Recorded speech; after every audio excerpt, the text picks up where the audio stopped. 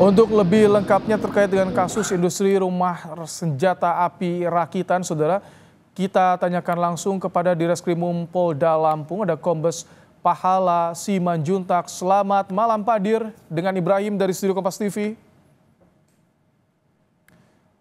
Baik, saudara, kita akan coba kembali menghubungi Dirkrimum Polda Lampung, Kombes Pahala Simanjuntak. Tadi sempat ada gangguan sambungan komunikasi kami dengan Dirkrimum Polda Lampung. Kita akan berbicara soal polisi yang menggerebek pabrik rumahan senjata api rakitan di Lampung. Di dua lokasi, tak hanya di Lampung, juga di Jawa Tengah berdasarkan pengembangannya. Kita bersama dengan Direskrimum Polda Lampung, ada Kombes Pahala Simanjuntak. Selamat malam Pak Dir, dengan Ibrahim, Kompas TV. Selamat malam Pak Ibrahim. Baik, Pak Dir, jadi ini bagaimana awal mulanya bisa terungkap? Dari mana pelaku mendapatkan bahan membuat senjata, bahan senjatanya itu sendiri Pak Dir?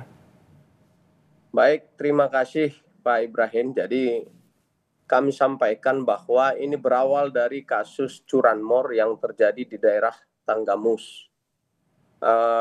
Kemudian pelakunya ditangkap dan dilakukan penggerebekan terhadap rumah yang bersangkutan dan ditemukan satu pucuk senjata api.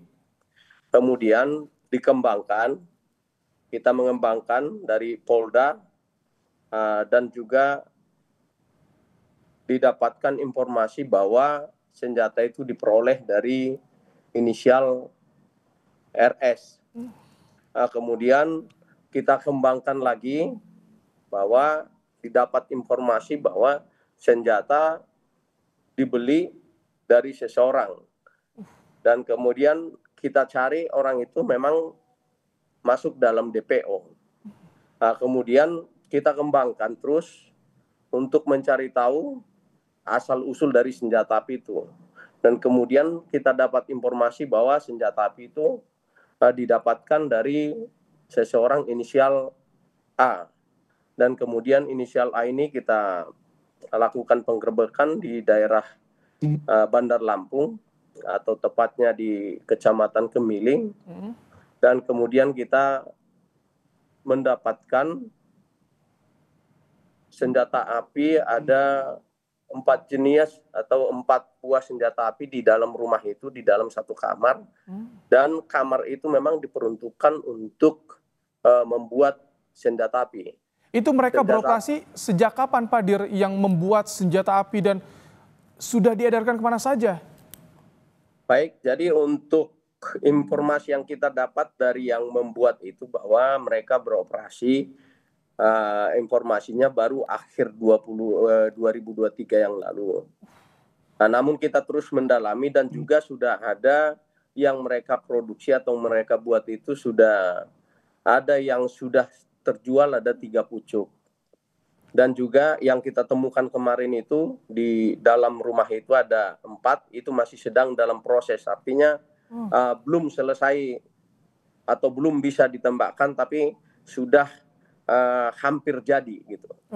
Dari mana mereka dapat bahan baku, entah itu senjata airsoft gun ataupun senjata yang akan dirakit, termasuk juga ini karena ada temuan amunisinya Pak Dir?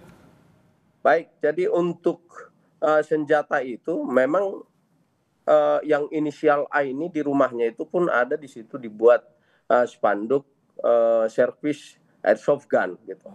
Jadi dia memang mendapatkan peralatan itu ya di pasaran atau di toko-toko, karena memang dia merakit dari air gun. Artinya dia rubah atau dia pasang sendiri larasnya, kemudian pernya diganti, magasinnya juga diganti, kemudian nanti diuji coba sama dia untuk menarik perhatian dari produsen. Dia uji coba. Jadi memiliki keahlian. Ini si pelaku ini memiliki keahlian profilingnya, memiliki keahlian menggunakan senjata api juga, Pak Dir. Betul. Jadi yang bersangkutan ini memang setelah kita dalami, dia punya keahlian di sana, termasuk membuat atau memperbaiki barang-barang elektronik. Dijualnya online, Pak Dir? Iya. Jadi jualnya secara online, dan setiap penjualan dia juga memberikan seperti hadiah 10 butir peluru gitu. Dan kita dalami pelurunya itu dibeli dari mana, itulah yang kita kembangkan. Menurut keterangan dia membeli melalui Shopee. Nah, kemudian di dalam Shopee itu memang dibuat di situ jual baut atau mur gitu. Tapi di situ ada kalibernya. Untuk gambarnya itu gambar baut atau mur. Tapi di situ ada kaliber 9 kali sekian milimeter. Gitu. Oh baik, Pak Dir, kami mendapatkan informasi apakah betul salah satu pelaku termasuk dari Perbakin, anggota Perbakin, sehingga tahu betul menggunakan senjata? Betul, untuk yang kita lakukan pengembangan atau yang menjual amunisi itu adalah Ketua Perbakin Purbalingga. Oke, itu dibuktikan dengan adanya surat-surat atau keterangan kartu anggota atau seperti apa, Pak Dir? Betul, bahwa terkonfirmasi itu dari ada SK-nya dia gitu. Oke, jadi saat ini berapa pelaku lagi yang masih diburu oleh polisi, Pak Dir, terkait dengan produksi? Ya, untuk pelaku yang kita sudah masukkan dalam DPO ada 2. Kemudian kita masih sedang mendalami, ada informasi 2 lagi yang sudah sempat membeli dari si pelaku ini. Baik, terima kasih Direskrimum Polda Lampung, Kombes Pahala Simanjuntak telah menyampaikan informasi di program Kompas Malam hari. Terima kasih, sehat selalu Pak Dir. Terima kasih Pak.